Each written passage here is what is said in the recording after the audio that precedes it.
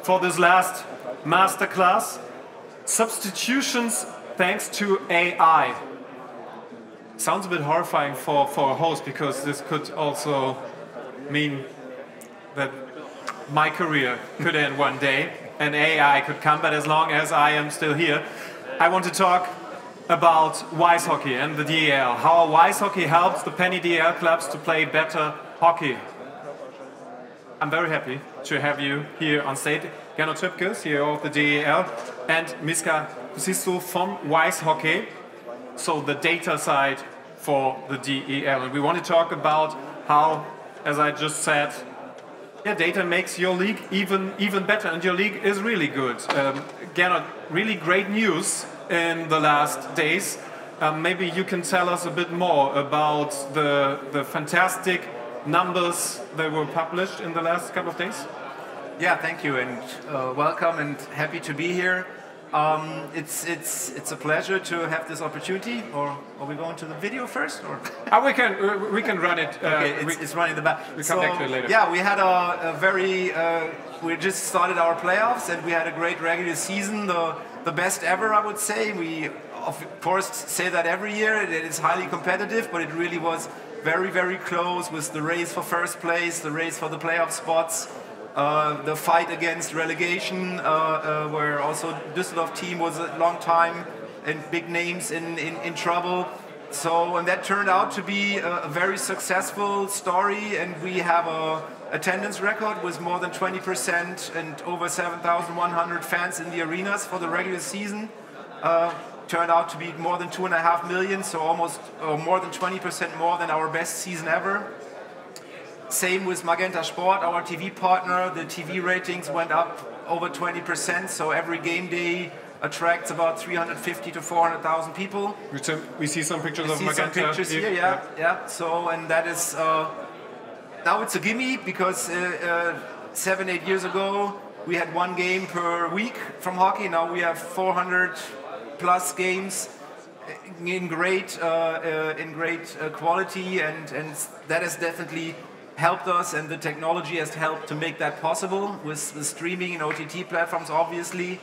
So our numbers are really cool, but the core content is really the sports, which is very analog, and we can transport it great with the help of technology. Since we have so many great sports here, of course, football, later we will have an American football game out there, table tennis. What would you say, what's the strength of hockey, the strength of DEL? We made a fan survey last season, which really a lot of people took part, and took like 45 minutes to 1 hour to really find out, and it's really the atmosphere in the arenas, and it's the excitement of the sport. So it really comes back to the core, and then everybody says, but the event around is just like we want it. It's not too much event, but it's good event, it's good entertainment. I think we do not have to hide us between any of the American sports, and sometimes if you go to a regular season game in North America with normal sports, the show is even worse, so or not that good, to put it positive, and because it's all good. So that is really a good thing. Then of course our national team had 5 years ago had a great Olympics with a silver medal that raised more attention. Now we have the World Championship silver medal in May that really created some attention, and we will have the World Championships 2027 here in Düsseldorf and in Mannheim, so that will be a great event. So that all contributed, and we have to remember we coming back from a COVID atmosphere where nobody knew what is going to happen tomorrow, with all the sports teams, with all the leagues, and we have recovered there. And I think that was also important, that the teams concentrated also on the off-ice presentation, on marketing, on social media, using digital things, using the videos we have, and making people aware about hockey, and that really helped, and that's why we had got those great numbers. And of course we try to keep on with that. We will have a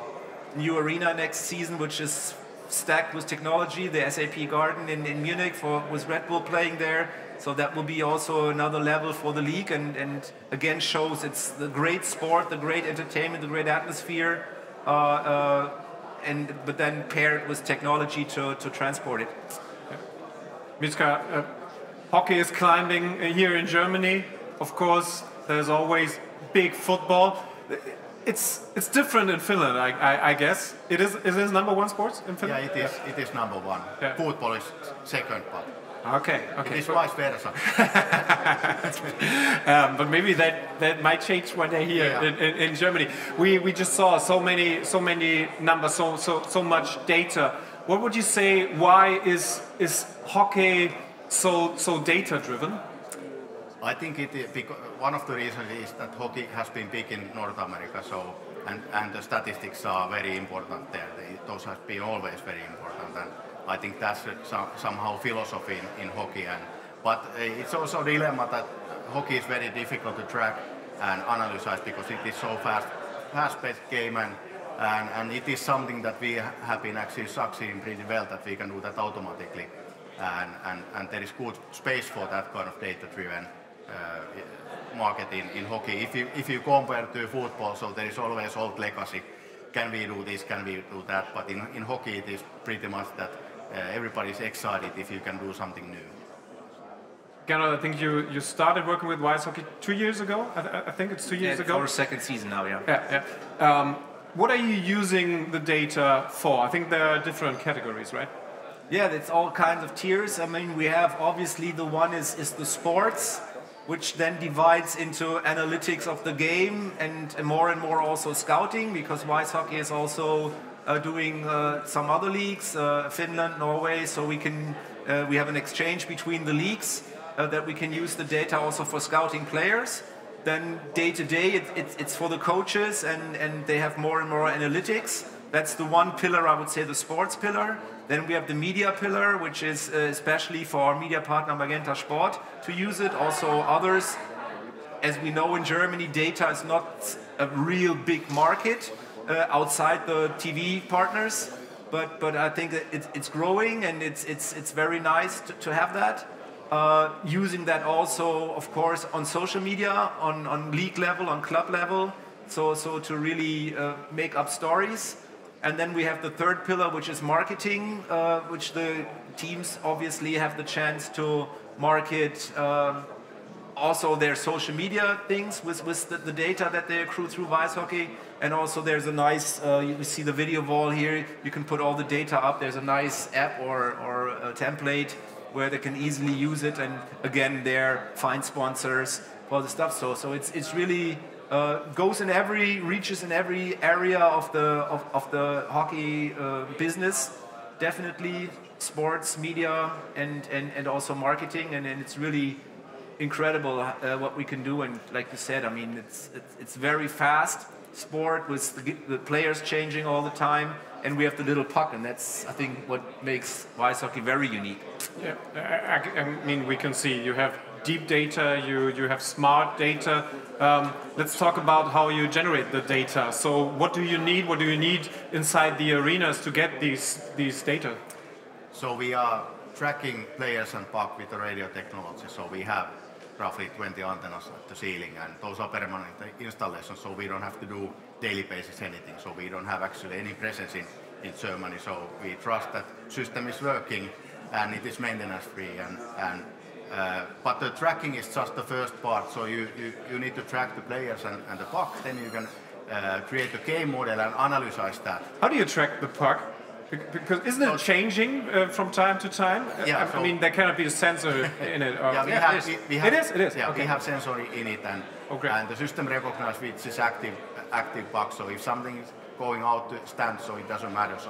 So basically, it is always recognizing the puck that is actually on the play. Or if referee is having one in a pocket, so it doesn't matter. Okay. So it recognizes the right one. So if I find one and I take it home, then you see where it is. We'll find it. Yeah, we'll find it. But it is not so expensive that we should take those back because of that. But it is, well, if you have the smart puck, you can play that quite a long time. So battery is not running out.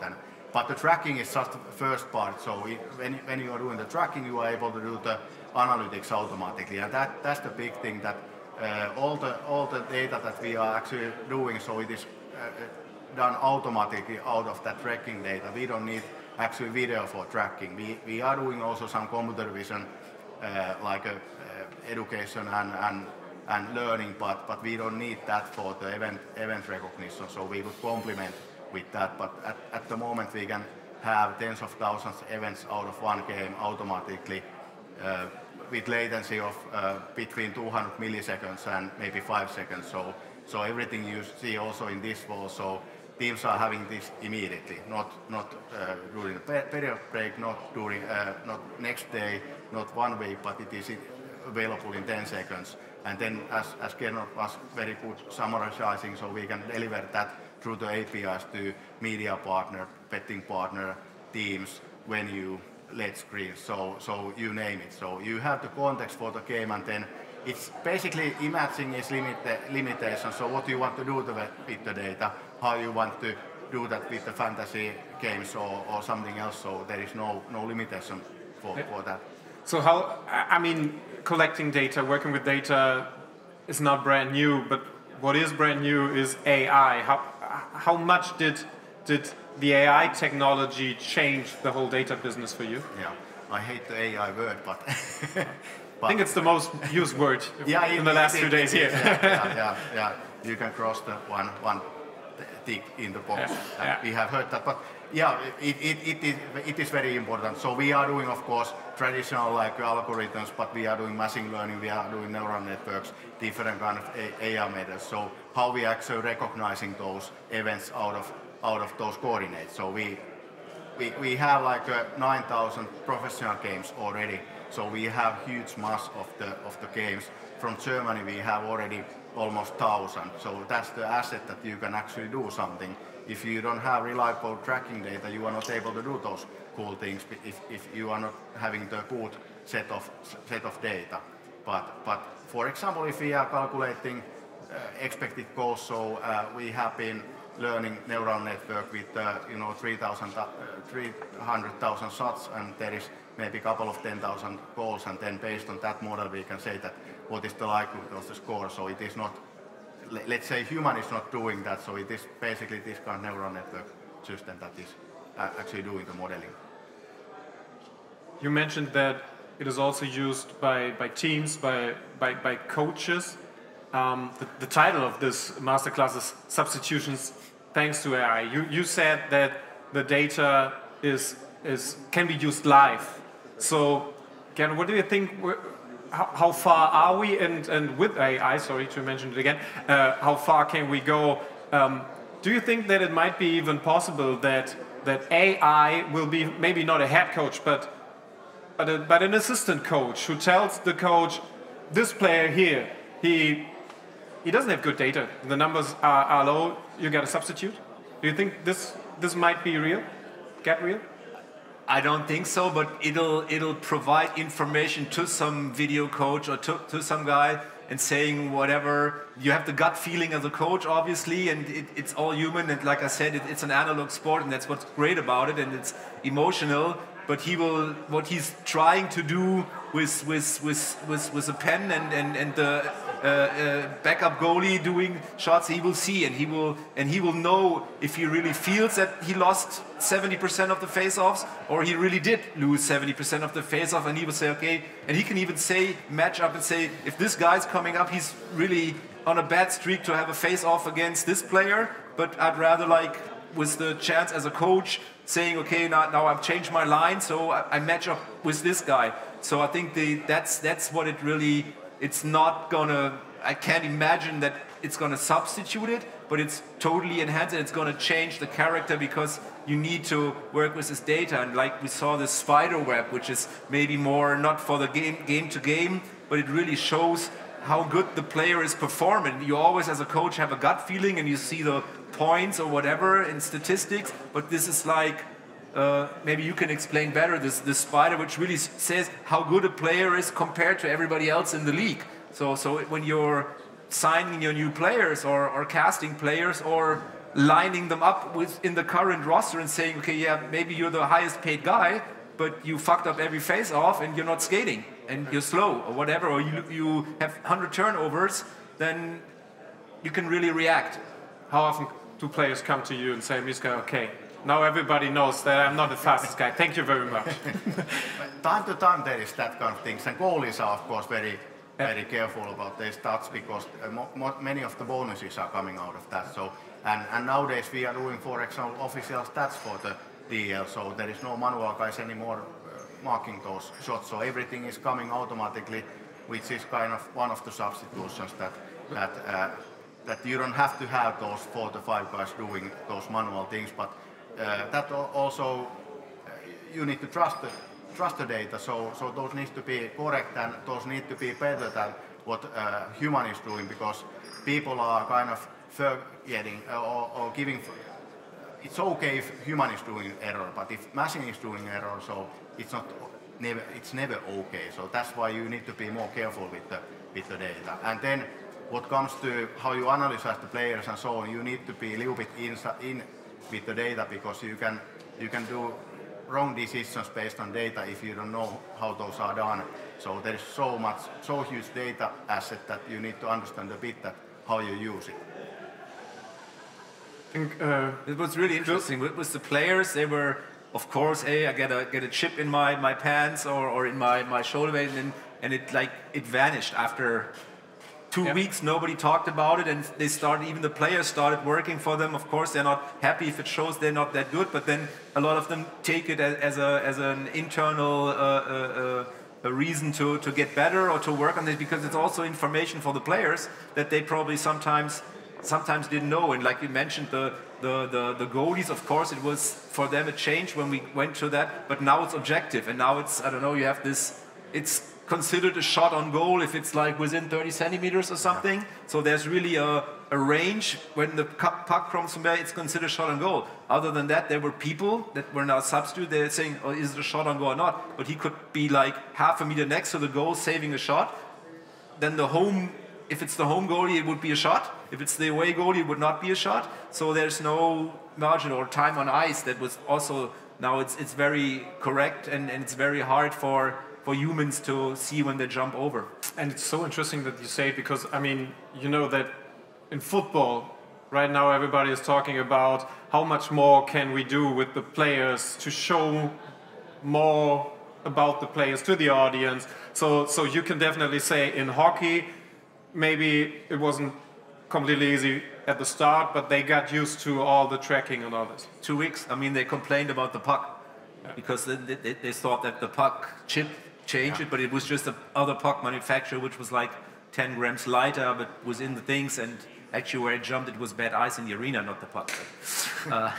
Or people had to get used to cooling these down also. So the minor things, but and that is, I think, is also very important, and a big reason why we're working together is it's really, like you said, maintenance free. Like we had some setup things like you have everywhere, but I haven't even heard of problems or pucks or fading, and you have the monitoring in Finland, and then we have the monitor in Germany, and every problem we ever had was solved in the online or in the arena with people that are not dedicated. There's not 3 people, Wisehockey people sitting there, but it's one guy who has like technology affinity and helps there. And correct me if I'm wrong, Mister, but we had one game, or not even one game, we had to like recalculate or re-tag. Yeah, I can't even remember that we had. I think it was 1. Yeah, maybe 2? 1. Yeah. So out of 800 games now. Yeah. So that really, and that is something, of course, that makes this tracking so important and much better than having people there. And like you said, I mean, to collect the statistics and the data, now the machine is perfect. But to use it, like I said, I would be still, somebody has to have the last call. So it changes the work, but there will be work for coaches, I'm very, very sure. But great takeaways. Also for football, maybe German sports number 1 can learn something from German sports number 2. Thank you very much, Gernot. I think we can go to lunch now. So Miska, thank you, Miska and Gernot, for your time. Thank you.